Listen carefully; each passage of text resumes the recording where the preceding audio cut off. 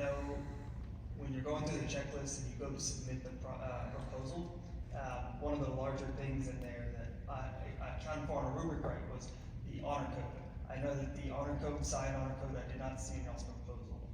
So something that, future reference, just send it out, go through it yourself, make yourself a checklist, and check out it and make sure you've got everything within your proposal, because your proposal was so strong, and then you've got such an easy piece that, was missing from there.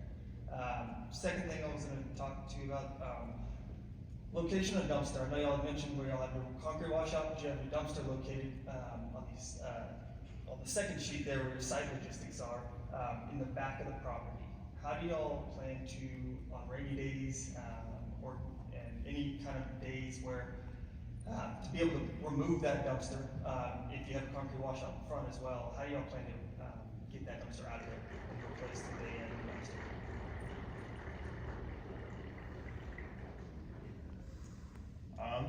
Well, there will be probably a lot of rainy days as it is Park City. So we, after submitting the proposal, the dumpster in the back is not a bad idea because it's kind of out of the way, but it's a very steep lot. And so more than likely than not, it will be moved up close to that concrete washout, perhaps even to the side of it out in front of the house. Thus it would be easy to remove. That's all. Great. I appreciate the insight in your proposal. As you looked at your schedule, you did a milestone view for me to understand the general milestones of the project, and we also included the detail here in the schedule. Well done on doing that. Made it really easy to get the concept first and then be able to go into the details and make sure we can check your work. I want to go to a couple questions. I love site logistics because I've walked and put my feet on the dirt up there. You're going to rent a storage unit in Heber. How many projects will that storage unit cover? How many projects are you planning to use that storage unit for? So, from what we understand, the cabin B specifically will be about 4 or 5 of these units. We hope to do those in series, doing 4 at a time or 5 at a time. That storage unit would be able to accommodate that 4 or 5. We're looking for something around 5,000 square feet.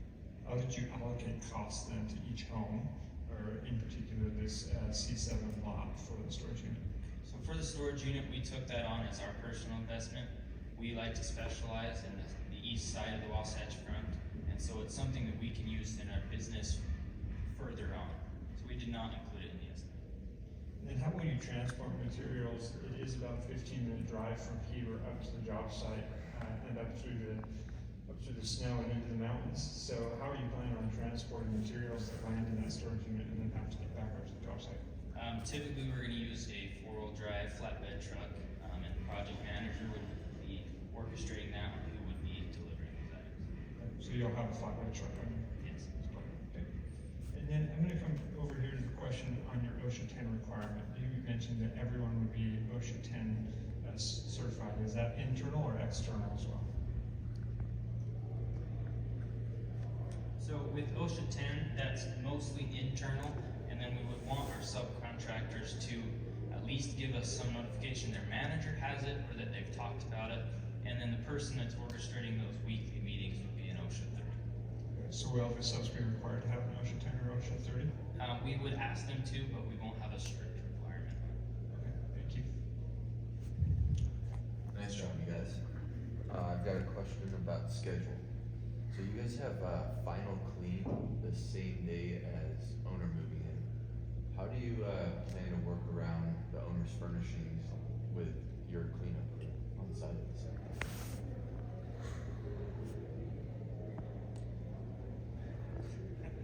So with the final clean, that was an oversight on our part. We are having the spa moving in then as well, so we're trying to work around that spa coming in. And so our cleanup, we hope to have the inside completely cleaned up prior to that, and then we'd just be cleaning up the mess from the spa and stuff. Great, it's great to hear. Okay, so quality, you guys spoke about quality a few times.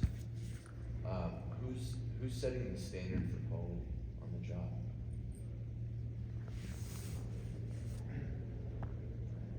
We ourselves, as well as NAHB, we received a set of plans as well as many specifications, and we intended to keep that same quality that we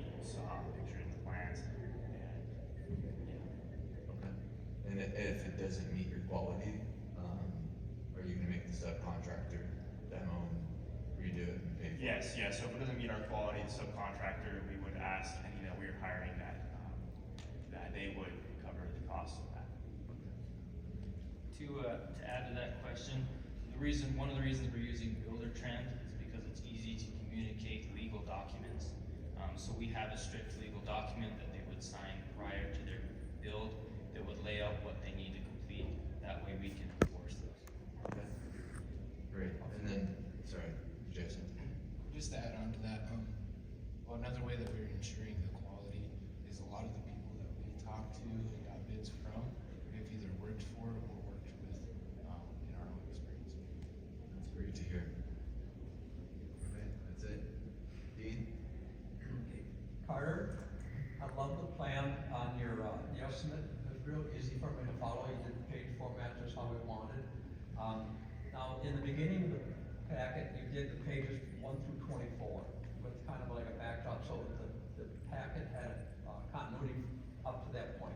From that point to the back, continue the same numbering system. So the project looks like an overall package and not parts of a package. So keep the numbering flowing through, from 1 to 24, fantastic. The plans are great, but just make sure that there's a flow all the way to the very end. So if I have to go to page 34, I can find it real quick. The scheduling, who did the scheduling? Both Okay. me and Rance, we kind of took it. I don't need to have you answer all the questions.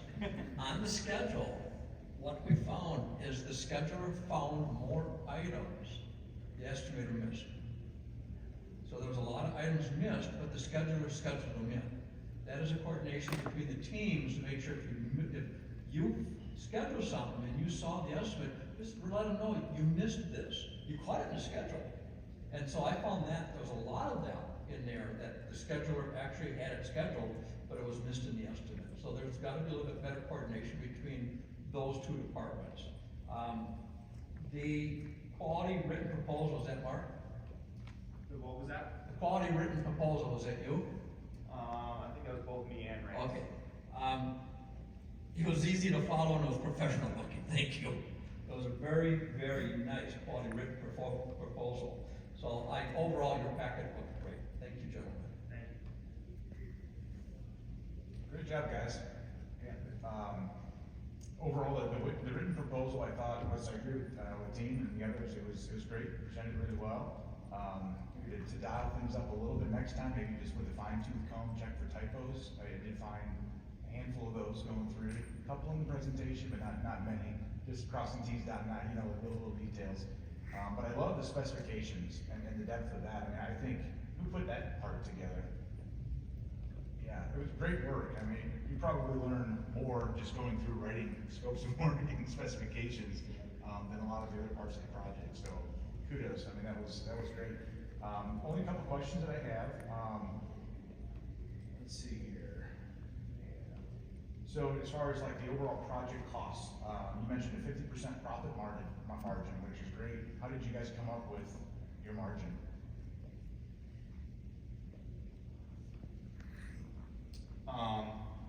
We figured that was probably about average for a luxury home. 50% markup. We used things like 2024 International Builder Estimator booklet and things like that. And that's how and then after adding it all up, and then added the 50% every individual part of the estimate. Great, thank you. It's a very strong profit margin, but good if you can get it. Last question, why did you guys decide to use Buildertrend, and how did you bake that into your overall cost of the project? Well, I've had cousins in the past who have used it in their companies, and Carter has used it in past job sites as well, and we just really like being able to communicate those changes and the information. It's just really nice to be able to get everyone on the same page at the same time. Thank you guys, great job. Well done.